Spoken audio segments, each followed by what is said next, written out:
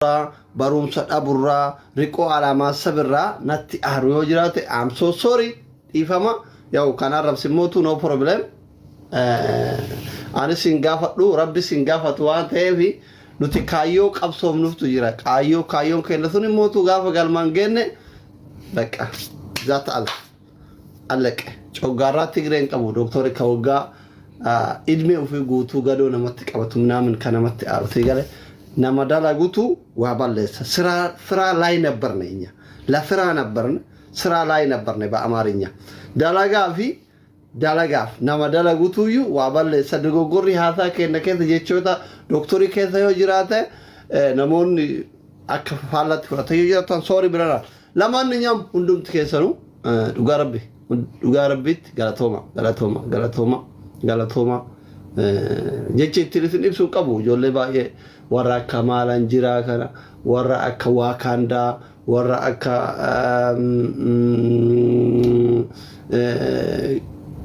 ጎስት ፋሚሊ ታይገር ፋቲያ አብዲ ስለለካይም ፍጡም የገፈለ ግርግር ብራቱ ካካባክ ያቱታ ለካይ ዝን ፍጡ ካይሲኑ ሚሊየን ሸንተማ ታይገር ኢሉ ታይገር ጀነር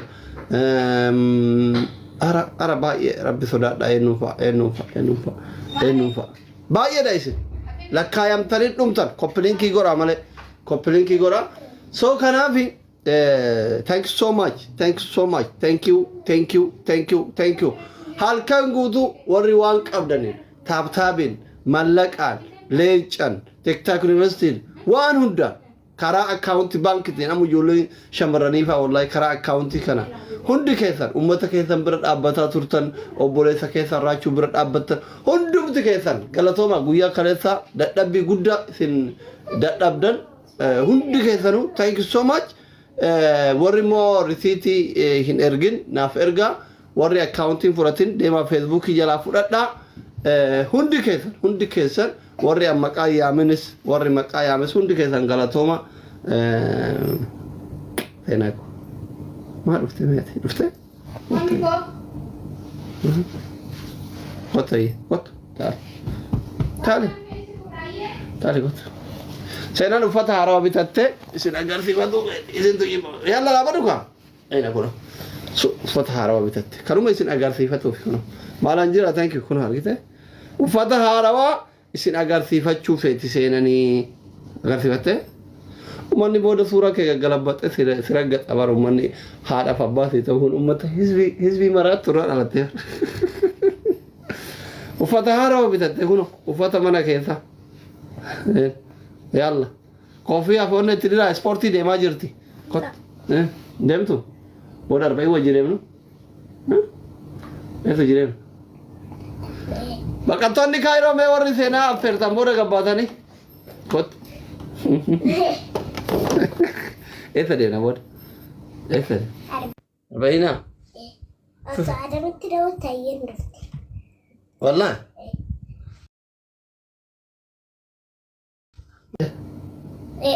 ما كي جالجو قاي ما كينون جارجارتني شقلاتارا دفا متمكن منو جالا كو خبر ايدت هي سيئه السلام عليكم يا جماعة الخير أمة أورمو أكم جرتن قدروا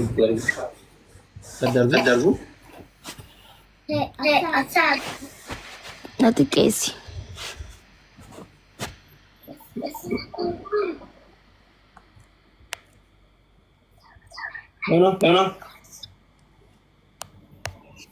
نو ناتي كيسي قدي سينا يتشفلتي بار مال قبدا ناتي كيسي قال ما كان نقوتي لين جرو ودا يا لين تنقبون نيتي دي ناتي كيسي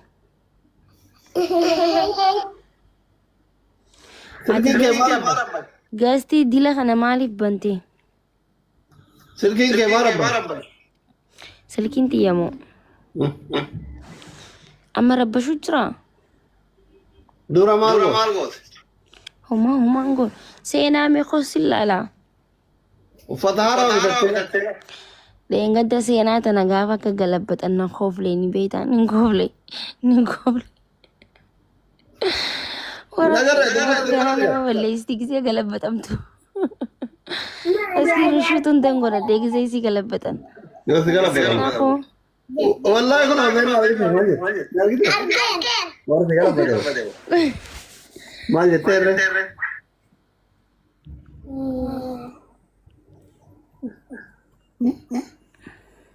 مايت dan tay san dia no problem itu benar gak nih berarti maki bayi dia berapa yokin sirki na falkan عمو mal godaru galan de ar sagale sirresi maki كبتي أفار ما كرا بارا amma sirrae mara bashti sagale ni si نمي تدولي عم namicha ni galti ada kennatu da ni galti di jama'a sai هو يا خليني سكرين شوت قولنا قبل شيء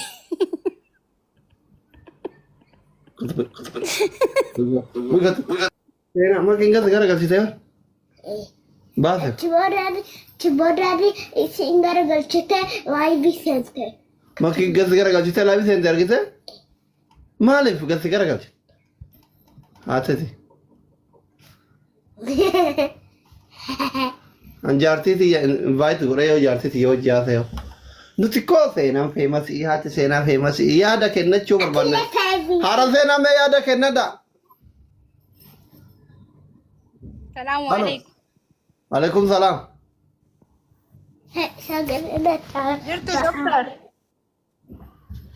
raji nagajir thani ujolen jimma jarti thi dabalu maal jettati waan kanarratti صد سينجدا نيفر هندو wayye seenu maki amma debi maki sirki tinkote السلام عليكم ده سينا فبا سينا وعليكم السلام ورحمة الله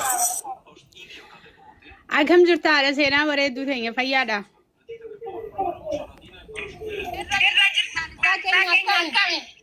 جرا دوغارب ما سجلين sagale maar bajur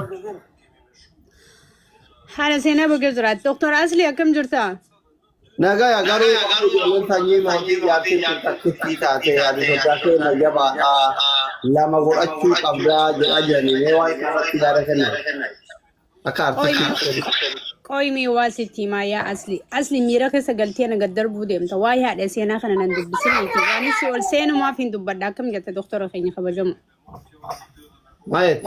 Ani falla ke yau da tamma ka da darbu mutu blog ki wala ai.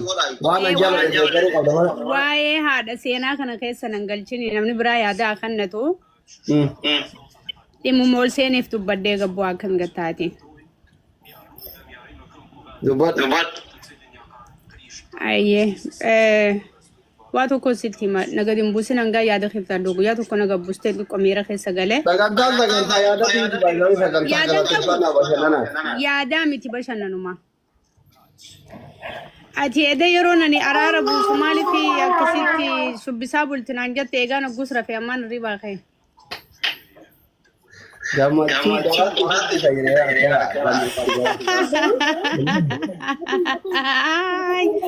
Takka ke da gammaden be khubar rabbi malifin gammade beita wallahi nama me qatu charrasan dabera ka chajira No, wano to ko ani mo fir ba wano to ko ke sar ko he ta. One jala la ke gara jala la to war ke puri to ko. Age bata puri pura de bat bakar wal ki. Atana tare ko he. دكتور والله أني أمتنا مكملة ماري بس درتي بابا شغريات قالتي فتشو بربادا أرمو قدا كان كيسا نموت هندو مخيسا بابا شغريات أنا فيس قاليدا ummata oromootiitis qaaliidha.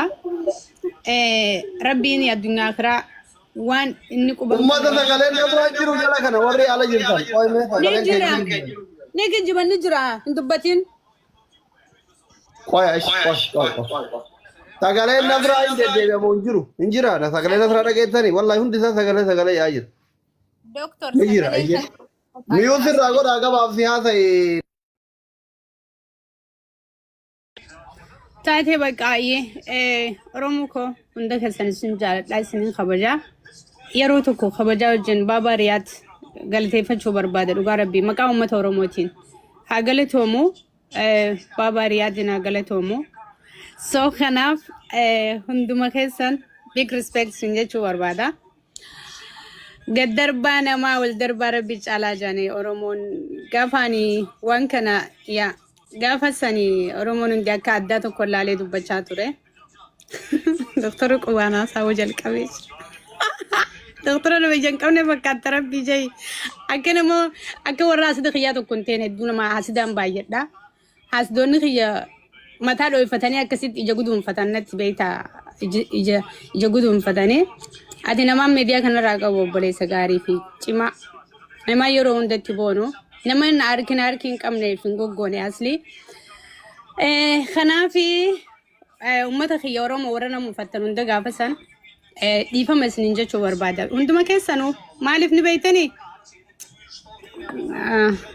ayyee kaameraan na gubbaa jira kabiraan dubbadhu oromoo koo ummata muslimaa hundaa dhiifama hunda isiniin jechuu barbaada fataajaa bakka ammoo booda nasraanii bakka yeroo hunda asirratti dagaagtee jiraatti morma isii hin gadaadu gadi hin ja'u nasraan nama guddisti malee guddisaa namaa biraas guddattee jirti nama sossobanii wayin sobanii mitiisi nama sossobee nama ol kaasu malee kanaafi akkasitti beekaa galatoomaa nama guddaa jalaan oolaa anis nama guddaadha jechuun barbaada ulfaadha Dr. Asli galatoomaa waan carraa naa kennitaniif thank you so much mute gora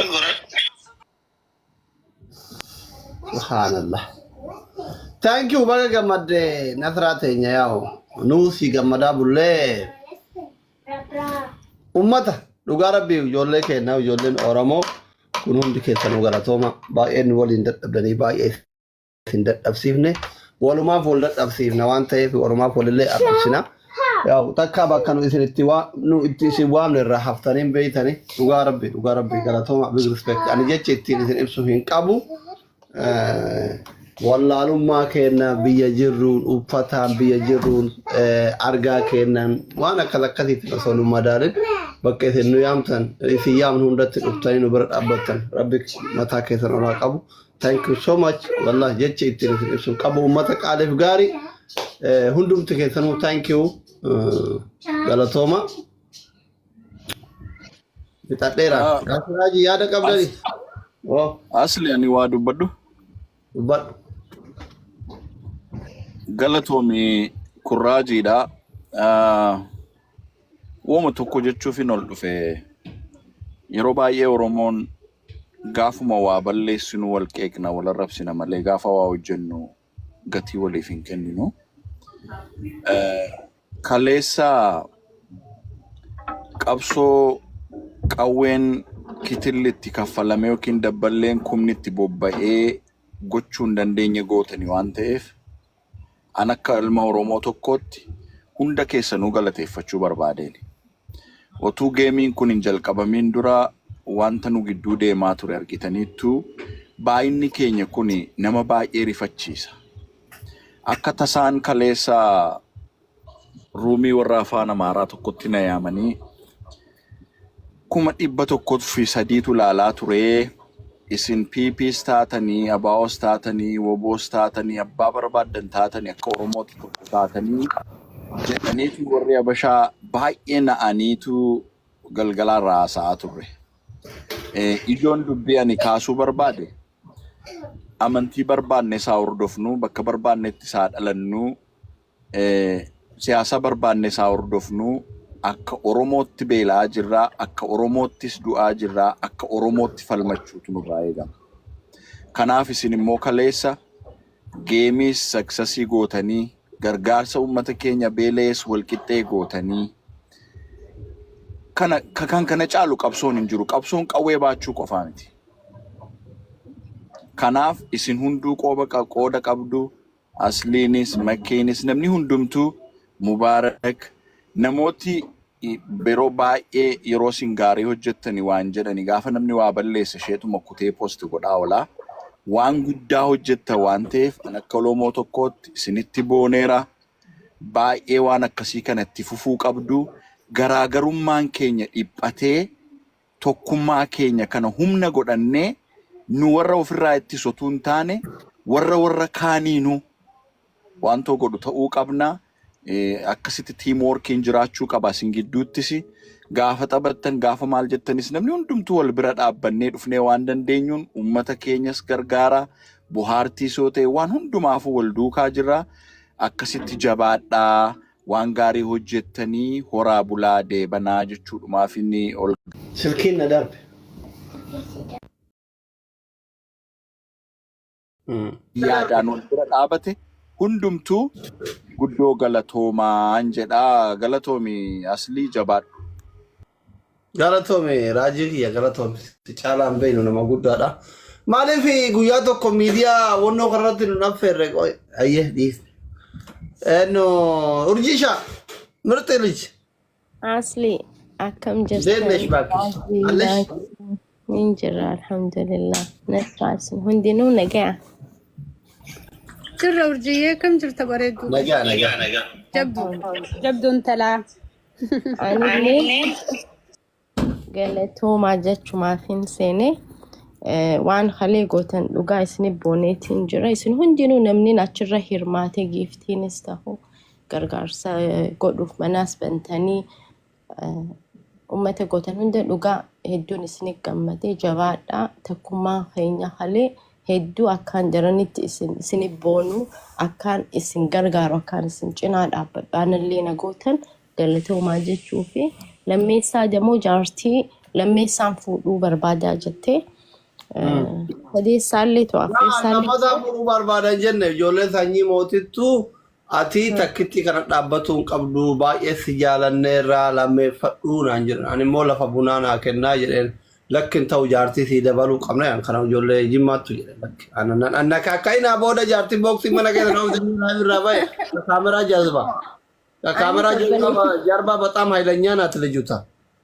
obboleettii takkaan qabaa siifun kannaan ja'anis.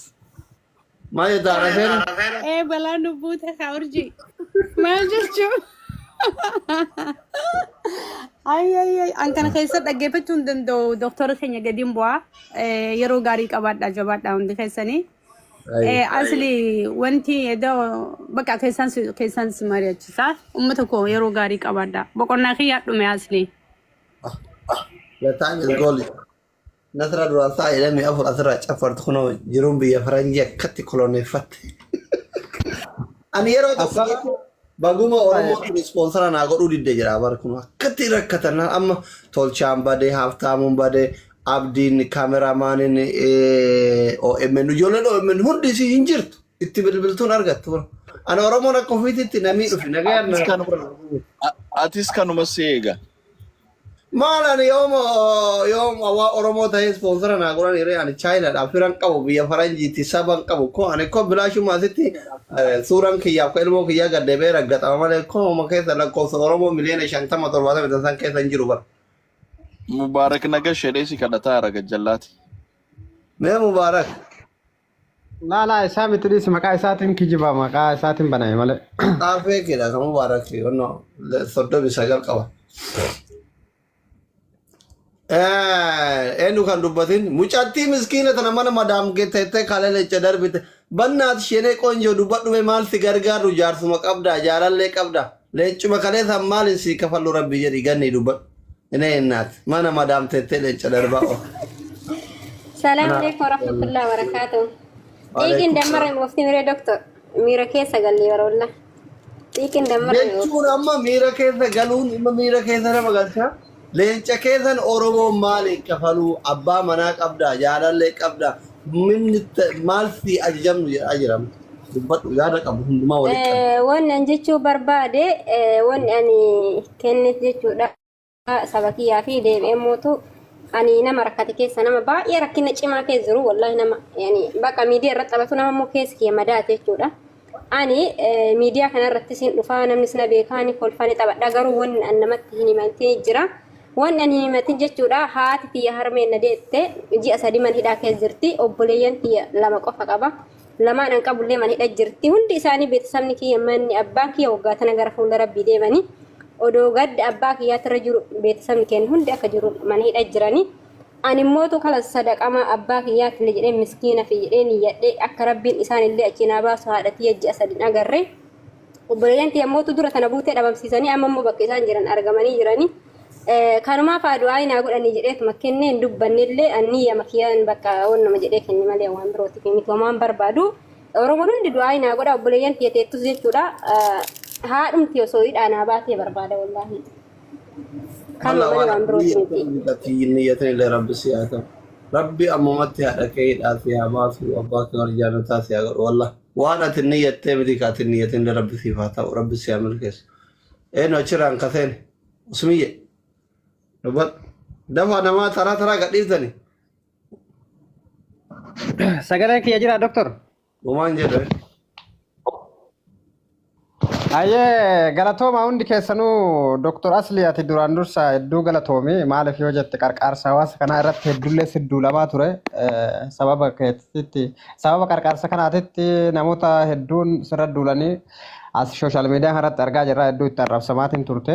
Garuu immoo alhamdulillah rabbil aalamiin gargaarsa rabbiitiin qarqaarsi kunillee milkaa'eetiin jira hanga tokko warri edaachi tirmaattaniitiin qarqaarsa kana hawaasa keessan bira dhaabbattaniitiin mataa wannu qabdanii ka jettan rabbiin mataa keessan addunyaa akiraa ol isin haa qabu galatooma alfaadha jecha isiniin qabu akkasuma immoo maakin nasra namoonni hedduun jechuudha asir bulaniitiin iluufaallee dabalatee hedduun isaanii itti nu guutulleen jechuudha asitti waa godhullee dadhabnu hanga dandeenyu asuma jala taa'aa bulle. Wallahi hedduu ta'aabiin keessa suni rabbiin jazaa keessa isin haa kafalu hawaasa keessaniif jecha akkasitti halkan guutuu taa'aa bultanii galatooma ulfaadhaa isinin jechuu barbaada ani wanna jedhin jiru kan biraa. Asli waan nagalchteef galatoomi haa. Ciao. Eenyuun kaafe Ahmad. Ahmadin kun baay'ee. Alaikum salaam. Abboo baga rabbi si milkeesse dubbii takka na yaadachiifte dubbiin tee gaafa jawaarii waan biyya kana keessa deemu ta'a akiraallee ta duniyaallee warra galteef jedhe ustaaz Kaamil Shamsuu ustaazota waan jawaar jedhe ni yaadatta. Maraafuuyyuu rakkoo miidiyaa kanaa hundaayyuu adda baastee beeytaati rakkina saba keetirra deemee waan ittiin fuula si dha'u si dhufan hundaa cabsitee saba kee aarsaa kafalaa jiru wajjin aarsaa taatee hundaayyuu irra ooltee jirta Oromoonis akkasumas si jaalatee si bira dhaabatee jalqaba irratti baga gammaddee siin jechuu barbaada. Itti aansuudhaan ammoo anis niyyaa wayii qabaa ustaazonni keenya kaleessa galgala waa godhaa turanii akka danda'in ammoo chaalenjii jedhee chaalenjii sayyaalee ture uummanni chaalenjii kanarratti hirmaanne amma asumaan dhufee waan jiru sitti himuu barbaada akkaawuntii kaleessa galgala isin maxxansitan san irratti maqaa mucayyoo ta'e xiqqoo saniitiin birrii 5,000 Itoophiyaa ni galcha. Lammaffaa irratti maqaa maazariitiin 10,000 maqaa faazariitiin 10,000 25,000 akkaawuntii san irratti ni galcha. Ati galatoomi ulfaadhuu nuti uummata keenya wanni nu caalu hin jiru. Ammas taanaaniin hojii hojjettu irratti wanni saba keetii irratti qaldiin hin jiru. Hawaasnis akkasumas sifaana jira ustaazota keenyallee warra aarsaa godhanii achi dhaabataa bulan. Sheeriyaa dabalatee ustaaz ibsa. Hunduma isaaniitu galanni isaanii jannata haa ta'u. Hawaasa keenya ammoo rabbiin rakkoo keessaa isaan haa baasu. Ati ammoo baga milkoofte. Carraa kana rabbi sii kenne uummata keetirratti Oromiyaa hundarratti jechuudha. Oromiyaa hundarratti amma